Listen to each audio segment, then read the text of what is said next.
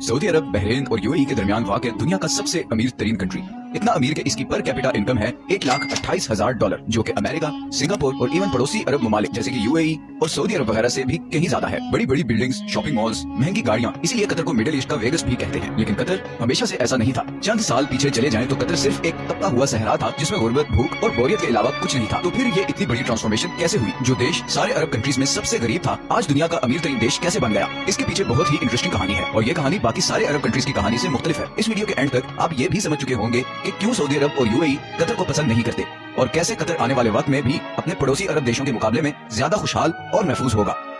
ये कहानी शुरू होती है 1916 में, जब कतर के अमीर अब्दुल्ला अल सानी ने ब्रिटिश के साथ एक ट्रीटी साइन की, जिसके मुताबिक ब्रिटेन ने कतर को किसी भी जमीनी या समुद्री हमले की सूरत में डिफेंड करना होगा और कतर बदले में अगले 25 साल तक ब्रिटिश कॉलोनी का हिस्सा रहेगा और यहाँ से निकलने वाले हर नेचुरल रिसोर्स में ब्रिटेन का शेयर होगा। 1940 में कतर में सबसे पहली ऑयल फील्ड डिस्कवर हुई। 1960 तक कतर में तेल की खोज और उसे जमीन से निकालने का काम उरूज पर था और कतर के हालात आहिस्ता आहिस्ता बदलने शुरू हो चुके थे, मगर अभी भी कोई बहुत ज्यादा तब्दीली नहीं आई थी। लेकिन फिर 1970 में शेल ऑयल कंपनी ने इस कंट्री का सबसे बड़ा खजाना दरियाफ्त कर लिया, नॉर्थ फील्ड, दुनिया की सबसे बड़ी नेचुरल गैस फील्ड। लेकिन उस जमाने में गैस कोई बहुत ज्यादा प्रॉफिटेबल नहीं थी और उसकी वजह ये थी कि गैस को सिर्फ पाइपलाइंस के जरिए ही किसी दूसरी जगह भेजा जा सकता था और कतर गैस इस्तेमाल करने वाले देशों से इतना दूर था कि वहाँ तक पाइपलाइन पहुँचाना तकरीबन नामुमकिन था। इसी वजह से शेल कंपनी भी ये गैस फील्ड डिस्कवर करके भूल गई और ये डिस्कवरी ऑफिशियल डॉक्यूमेंट्स में ही दब गई। 1971 में कतर को ब्रिटेन से आजादी मिल गई और वो एक आजाद मुल्क बन गया। आजादी मिलने के बावजूद अगले 25 सालों में भी कतर के हालात कोई खास नहीं बदले और फिर आया 1995 जब क्राउन प्रिंस हमाद बिन खलीफा असानी ने बगावत करके अपने ही बाप की हुकूमत का तख्ता उलट दिया और कतर का अमीर बन गया। नए अमीर का एक ही फोकस था और वो था गैस।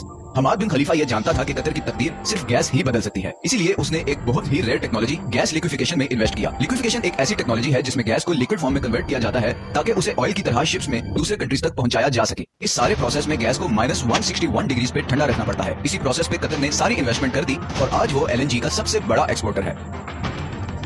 कतर से गैस इंपोर्ट करने वाली कंट्रीज में Japan, India, China, south Korea और स्पेन शामिल हैं। बिलियंस ऑफ डॉलर्स कतर में आना शुरू हो गए।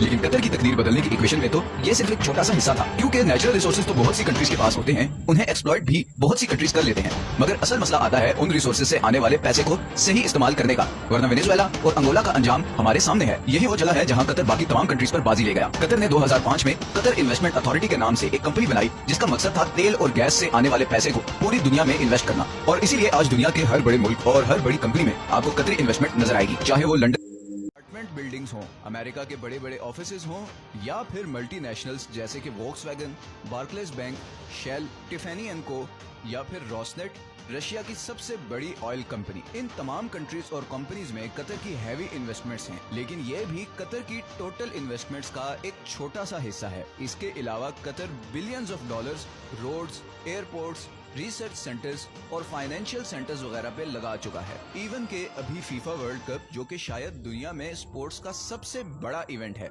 वो भी कतर में ही हो रहा है, क्योंकि ऐसे state of the art stadiums पूरे अरब में सिर्फ कतर के पास हैं। इन सारी इन्वेस्टमेंट्स का मकसद है ऑयल और गैस के ऑल्टरनेट इनकम सोर्सेज क्रिएट करना। अब ये तो थी कतर की इकोनॉमिक साइड। दूसरी तरफ इंटरनेशनल पॉलिटिकल इन्फ्लुएंस हासिल करने के लिए कतर ने दुनिया का सबसे बड़ा अरब मीडिया नेटवर्क शुरू किया, जिसे आज हम अल जजीरा के नाम से जानते हैं। असल में बहुत सालों तक कतर सऊदी अरब के कंट्रोल में था और नए अमीर खलीफा बिन हमाद ये अच्छी तरह जानता था कि अगर कतर ने दुनिया में एक मकाम बनाना है तो उसके लिए उसकी एक अलग से पहचान बहुत जरूरी है। पूरी दुनिया तक कतर की आवाज और उसका नैरेटिव पहुंचाने में अल जजीरा ने एक बहुत जबरदस्त रोल प्ले किया है। 2010 की अरब स्प्रिंग के दौरान भी अल जजीरा वो वाहिद चैनल था जिसने प्रोटेस्ट को ऑन एयर किया और इसकी वजह से सऊदी अरब और दूसरी कंट्रीज से इसे जबरदस्त क्रिटिसिज्म का सामना भी करना पड़ा। अल जजीरा का इन्फ्लुएंस इतना ज्यादा है कि 2017 में जब सब अरब कंट्रीज ने कतर का बायकॉट किया तो उसको खत्म करने के लिए जो सबसे पहली डिमांड रखी गई थी वो थी अल जजीरा को बैन करना। सऊदी अरब और यूएई में तो अल जजीरा 2017 से अब तक बैंड ही है। कतर का बायकॉट एक मुकम्मल फेलियर था और उसकी सबसे पहली वजह तो ये थी कि सऊदी अरब को इस बायकॉट में सारे अरब कंट्रीज की सपोर्ट हासिल नहीं थी। इवन कुवैत और ओमान भी इस बायकॉट का हिस्सा नहीं बने। दूसरा, कतर के ईरान और तुर्की से भी बहुत अच्छे ताल्लुकात हैं, जिसकी वजह से गो के सऊदी अरब और यूएई कतर से काफी नाराज हैं, मगर इंटरनेशनली सारे कंट्रीज कतर को एक न्यूट्रल स्टेट समझते हैं और इसीलिए पूरी दुनिया में सिवाय 6 कंट्रीज के किसी ने भी इस बायकॉट को सपोर्ट नहीं किया। कतर को गैस की वजह से एक और फ्यूचर एडवांटेज भी मिला है।